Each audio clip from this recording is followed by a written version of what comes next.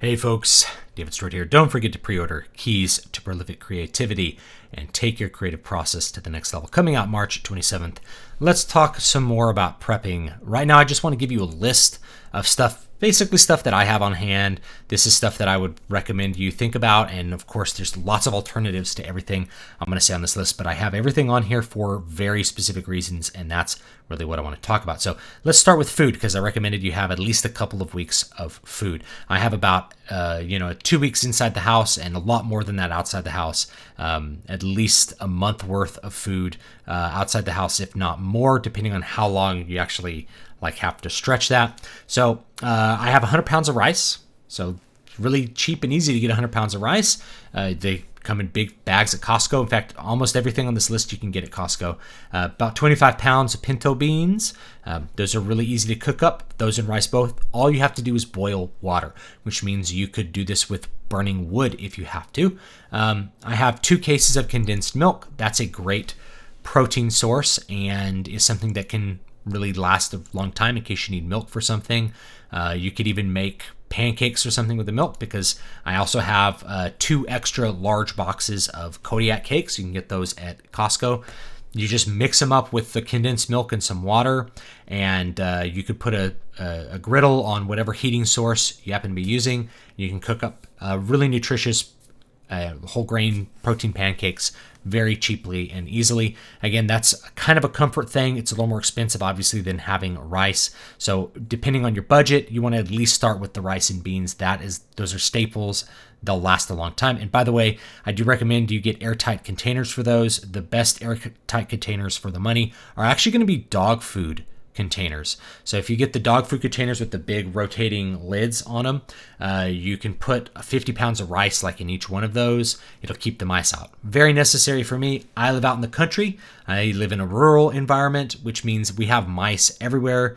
My cats are always going crazy about them, but my cats are not good mousers, so they're not going to catch any kind of mice that are going to be trying to get into our rice. So airtight containers are very good if you're going to have grains on hand. I have 2 cases of canned corn. Obviously, mice are not going to really get into the cans, so that's fine. I have 4 boxes of Cheerios sitting around. They come in big boxes, packs of 2 at Costco, so you just get 2 extra of those. My kids love eating Cheerios. This is something we'll eat anyway. I'd have 2 bags of beef jerky, 24 servings of beef jerky. Now, that's an expensive item, but some of the items here are more expensive, and the reason is because they're more portable in some cases, or because they're actually very cost efficient depending on what you're using them for. Beef jerky is an example. If we need to go somewhere, if we need to evacuate somewhere, that beef jerky provides both protein and salt, which you will actually need if you're really living kind of lean. Like if you don't have a lot of your normal food accoutrements, then the salt is actually pretty helpful. Otherwise, salt is not really going to harm you. But it's a little more expensive, but it's something I can just throw some beef jerky in a backpack if we have to evacuate, if there's a wildfire or something like that. So beef jerky is great. I have 2 large bags of whey protein. There's 110 servings in each of those. It's a gold standard vanilla whey. The vanilla whey is actually very, very cost-effective protein source. If you're looking at the cost of it, I think I'll buy the bags for $30 at Costco when they're on sale, or maybe $35. You're looking at $70 to $100 of protein. And you can say, well, $70 to $100 to just have bags of protein. Each scoop of that whey protein is 24 grams of protein, and not just 24 grams of protein, but it is complete protein. If you're eating pinto beans, there is protein in the pinto beans, but it is not a complete protein. It doesn't have all the amino acids that your body needs, whereas that whey protein will. And if you're not actively working out or trying to build muscle, you actually don't need tons and tons of protein in your diet. But that 1 scoop of whey protein just mixed with water, cold, you don't have to do anything to it. It's very portable and you can have it at home. Basically provide as much protein as you need for an entire day. So if you're just eating rice and whey protein, and then you're going to be doing pretty much okay as far as nutrition goes, at least for a while. So the whey protein, a lot of people don't think about it. It's actually really cheap. It's less than $1 per serving, way less than $1 per serving, the way I buy it. and it provides you just a ton of nutrition. Compare that to, say, buying canned tuna or canned chicken, and you'll see that you're actually saving quite a bit of money. But that's another thing that you could buy if you want to, is like canned tuna, canned chicken, and you can be pretty judicious with eating that. I actually recommend the canned chicken, like you can get it at Costco, because tuna might have heavy metals in it. So if you're eating canned tuna all the time, you could be, accumulating more heavy metals than would be appropriate. But you can mix it up. Canned chicken's okay as far as cost goes. But the whey protein, really, really cost effective, and you don't even need heat to have that nutrition, and that's great. Another thing I have on hand are nuts. I have like some pistachios and some mixed nuts that I bought cheap. Nuts can sit on the shelf for a really long time. They're very portable. If you need to go somewhere, you can throw them in a bag and have tons of energy. They're very energy dense. They're full of good fats. They're a great thing to add into any kind of diet where you are lacking in fat, because if you're just eating those staples, it's a high carb diet. You really need some of those good nutritious fats. Some vitamins, of course, are fat soluble, which means if you're not really eating fat, you're going to have a hard time absorbing the vitamins that your body needs. And I'll get to supplements in a minute. I also usually have some olive oil and some other cooking oils around. Obviously, if you're Greek, you need to have like 10 bottles of olive oil sitting in your garage, because you're going to want to put that on everything. But the truth is, olive oil, it tastes good. You can put it on anything, and it's a great source of fat and energy and improves the taste of whatever you happen to be eating with. You can also use it to cook things in a pan, just overheat. You can fry things in the olive oil. Olive oil is just a great oil to have around. It's one of the best ones to just eat. You can just dip bread in it and eat it. Of course, and as time stretches on, you won't have bread available, but you can just put it on your rice, and it can improve the taste of your rice. So olive oil is my favorite to have on hand. And if you're Greek or Italian, obviously you should have lots of olive oil on hand, because you guys are going to eat a lot of it anyway. Water. So I have 2 cases of water sitting around. I have about 25 gallons of like the big jugs, because we go through that. We use them in a water cooler for all kinds of stuff, and I fill them up all the time for really cheap at the grocery store, and just have that on hand.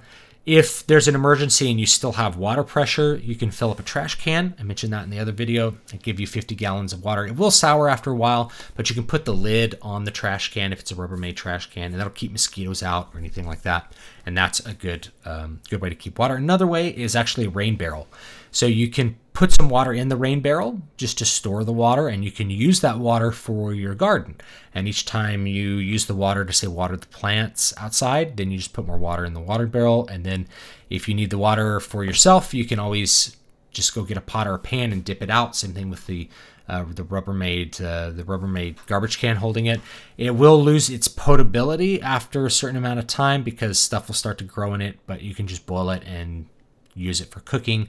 You boil it and you can cook rice in it, or you could use it for, bathing or whatever else you need to do. You probably shouldn't be doing a ton of bathing if you don't have access to clean running water. The next one is Tabasco and other seasonings. That's going to make the food a lot more palatable. If you're getting tired of really bland food, it's good to have some hot sauce. I also keep a couple boxes of protein bars. I usually keep like Cliff bars or like just whatever protein bars are at Costco. And again, that's an expensive item, but if you have to evacuate, you can throw it in your bag and leave with it. And I eat them anyway, because I'm really busy as a dad, and sometimes I don't have time to sit down and eat, but I just need to get a meal in real quick. You have some beef jerky and a Cliff bar. I eat that stuff anyway. And the last one is dried fruit. I've I always have this on hand, but I didn't think about it until I saw a friend of mine's Costco getaway stack, and he had a bunch of craisins in it. I'm like, dude, craisins are great. Dried fruit is good. It sits on the shelf a long time. It has a lot of nutrients in it. It has a lot of good sugar if you need some energy, and it's got fiber in it. And I'll talk about the importance of fiber in just a minute. So dried fruit is really, really good. So again, I emphasize protein a lot. Protein is what is actually hard to get in a situation where there's food scarcity, because normally your protein is meat. Meat requires refrigeration. That's why that whey protein is so important. Now, let me move on to supplements. Some of these supplements, they're going to be important just if you don't have access to fresh food for a while. Number one is you should have a multivitamin. It's going to provide a lot of micronutrients that are going to be missing from things like rice. and beans. So you get a multivitamin and just take that every day, and that'll help. I have vitamin C tabs for a couple reasons. First reason is, when you don't have access to fresh fruit, you could get scurvy. This is a condition that happened for people in the medieval period over winter because they didn't have access to fresh fruit and vegetables. They were eating like salted pork and things like that 4 months on end. You'd get scurvy. So you don't want to get scurvy. You could just take a vitamin C tab every once in a while, like every day or maybe even every other day, and you won't get the scurvy. But it also may have immune system benefits. So if you're thinking about coronavirus stuff, it may have immune system benefits. I happen to think it's mostly woo. I haven't seen a lot of actual scientific data that vitamin C, like taking extra amounts of vitamin C, will help your immune system. If you're vitamin C deficient, obviously that's a problem. But taking extra, I don't know if it'll actually help, but it may. So if you are a believer in that, having those tablets on hand are great. The tablets can just sit on your shelf and they don't really go bad. Another one, this is going to seem like a weird supplement, but it's ground flaxseed or flaxseed oil. So this provides some omega-6 fatty acids, which are pretty essential for your body to function. This is something that I use normally. I'll put flax in like protein shakes or just take some flaxseed oil pills, and that'll provide some extra omega-3s because I have a hard time getting them. I don't eat a ton of fish. I should probably eat more fish, obviously, but it's a way to provide your body just a little bit of that extra fat. And of course, you could put the flax on like rice, and it'll add some flavor to the rice too. But I'm counting it as a supplement because some people just like to have the oil on hand. Again, provides an essential fat. You can take it with your vitamin and make sure that you have some fat with your vitamins. Next one is Gatorade. Gatorade or any kind of powdered electrolyte mix. Gatorade tastes really good. It just blends with water. You don't need heat or anything like that. But if you're in like where I'm at, it gets pretty hot in the summer. That means you could lose a lot of electrolytes from sweat, especially if you don't have access to air conditioning, if you're sweating a lot. Being able to replace those electrolytes and get a little bit of sugar as well, that's going to be really useful. The sugar will actually help hydrate you, is what I hear. Is that if you just are taking, if you maybe have diarrhea or something like that and you need to rehydrate, you actually need something with some sugar in it. Your body will absorb the water a little bit better. The last one, which should not be overlooked, is Metamucil or Citracel. These are fiber supplements, and the reason that you want to have a fiber supplement on hand is that you're not eating fresh fruits or vegetables. So once you run out of fresh fruits or vegetables after a week or two, you're now looking at having no fiber in your diet, and that is going to cause massive constipation. It's not something people like to talk about, but it's a reality. If you're eating nothing but rice and beans, you are going to be having some bowel issues, and having that Metamucil or that Citracel on hand really is going to alleviate that. I have Citracel because my wife is allergic to gluten, so she can use that as a fiber supplement. Metamucil, I use that as a fiber supplement anyway, just to have extra fiber in my diet, make me feel fuller, just to help things along, help digestion. So I use it anyway. It's not like I'm losing out by buying extra, but it's good to have some on hand. And again, if you buy like the sugar-free kind, you end up with a bunch of servings that will last you a very long time indeed. So that's a really good supplement to have.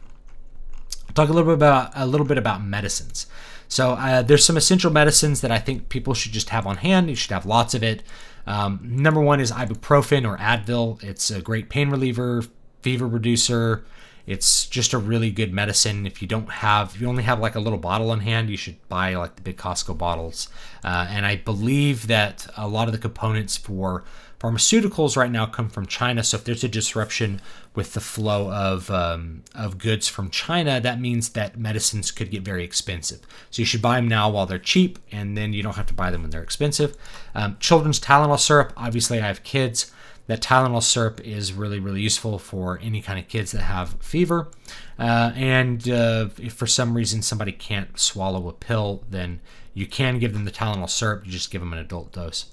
I keep Sudafed on hand. That's medicine for sinuses. Will also aid with lung function. And another one you can get is ephedrine. The medicine that you have to get it from the pharmacy if you're in California or some other states like that. Bronkaid, I believe, is one of the brand names of it, but you could get ephedrine. A lot of people used to put it in diet drugs. That's not this. This is going to, it's a bronchial dilator and also will decongest you a little bit. So if you get sick, the ephedrine can help you breathe. And that's important if you get the flu or any other kind of other sickness. You don't want to have trouble breathing.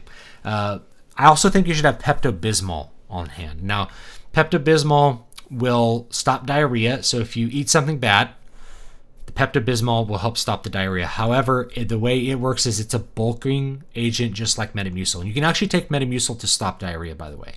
So a lot of people don't realize that because they think they take it for constipation, but it'll also a lot of times just alleviate diarrhea on its own as well.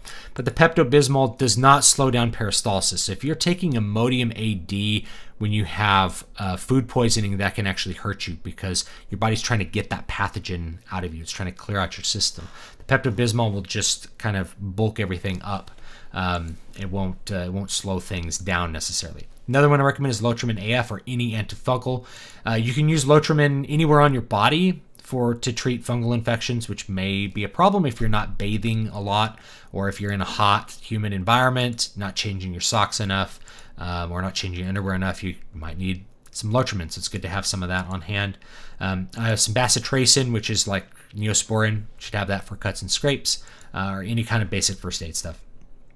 If you have access to Diflucan, you should have it. It's a systemic antifungal for yeast infections or anything else. Yeast infections obviously are a bigger problem for women than for men, but you could get oral yeast infections, oral thrush, if you're a man, depending on changing your diet and some other things like that. So if you have extra Diflucan or you can get it, then that's good to have on hand.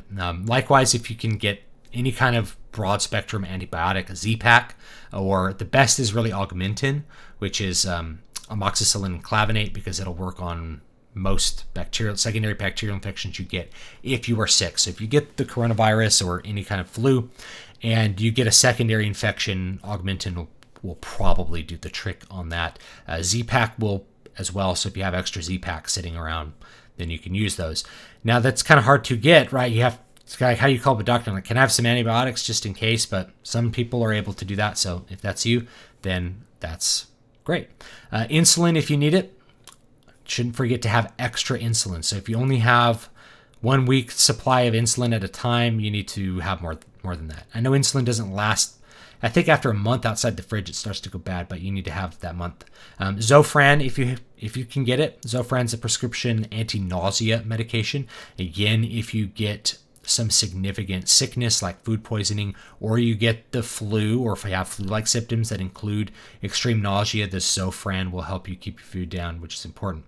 Albuterol, I think even if you don't have asthma, albuterol is really useful because you could have problems breathing and you need that corticosteroid to help your bronchioles be open so that you can breathe easier, just like the Bronkaid. And you can actually use that in combination with the Bronkaid, as far as I know. I'm not a doctor, but it's good to have albuterol on hand if you can get it. So if you can get a prescription for albuterol, or if you have albuterol left over from like some other time you got the flu, then that's something to keep on hand.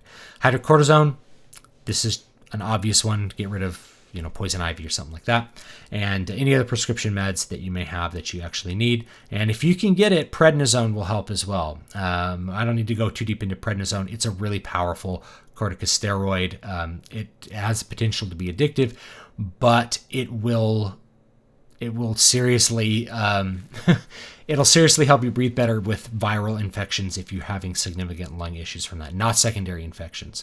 But prednisone is another medicine that is good to have around. Again, I'm not a doctor. None of this is medical advice. This is just things that I think are useful to have on hand, so you don't have to go down to the pharmacy, or if the pharmacy's closed, or if there's no medicine at the pharmacy, you actually have access to some of these essential medications. A couple other essentials that I'll just mention in this video before it gets too long. A generator, especially if you have a house, you should have a generator on hand. Run your refrigerators for a while, or if you need to run an air conditioner for a while, like me, I have a portable AC, and that's good. Should have extra toilet paper. Again, you're just buying more of the stuff that you would normally buy. Any kind of feminine hygiene products. You should have extra cases, extra toothpaste and toothbrushes, extra Band-Aids, extra towels, extra paper towels. If you If you can, you should have a large wash basin with a washboard so you can do laundry without power. You should have batteries, at least 100 of whatever kind that you're going to use. A lot of extra ones for flashlights, and you should have a couple flashlights. Don't rely on like your phone. Your phone's flash. You're not going to charge your phone after a couple days, or it's going to be really hard to keep your phone charged. You might have to charge it in your car or something like that. I have 2 bottles of propane on hand. If you have a propane gas grill, you can use that to heat water or do whatever else you want. You can take the grill plates out and just put the bottle of water kind of on the heating elements, and that'll boil the water. Of course, I have like an actual burner on mine, so that works. And I think there's even a way that you can adapt a propane bottle to work on the stove in your house if you have a gas stove. But I don't really know how to do that. I think just use a barbecue, or you can buy a really cheap gas burning grill, a Coleman gas burner at Walmart for not very expensive. Just a good thing to have on hand. You can use it when you go camping. And so I keep a couple of bottles of propane around, two of those big canisters at least, and 10 gallons of gas. So 10 gallons of gas to run your generator, put it in your car in case you need it, put it in whatever you need. Use it as an accelerant to start a campfire. Gasoline's useful. And lastly, motor oil. Motor oil you can use to lube whatever you need to lube, as well as to, you need oil for your generator. You may need oil for your car. Motor oil actually has a ton of uses, so it's good to have some on hand. And lastly, I'll mention guns again. I said in the other one, I recommend at least one gun. If you don't own any guns, now's the time to think about getting at least one. I recommend a 12 gauge shotgun because it's just the most versatile thing. In a long-term emergency situation, you can use it to hunt birds. You just put a bird shot in it and go hunt the birds. And maybe you don't know how to do that yet, but you can practice. So that's the other half of that. Not just get a gun, but know how to use it, practice it, know what you're doing with it. Buckshot obviously will work against larger animals or to defend your home. And then, of course, slugs can be used against really large game. So that's my recommendations. That's what you should have on hand. Those are the big things. Let me know what you think. What's on your list? What extra stuff do you have on your list? And just link it down below, because there's always a couple things that are like, I didn't think about that. I have a lot of extra stuff in my house that just it's probably just not on this list or not on my mind. So if you have one of those things that's on your mind, go ahead and list it down below. And I will see you guys next time.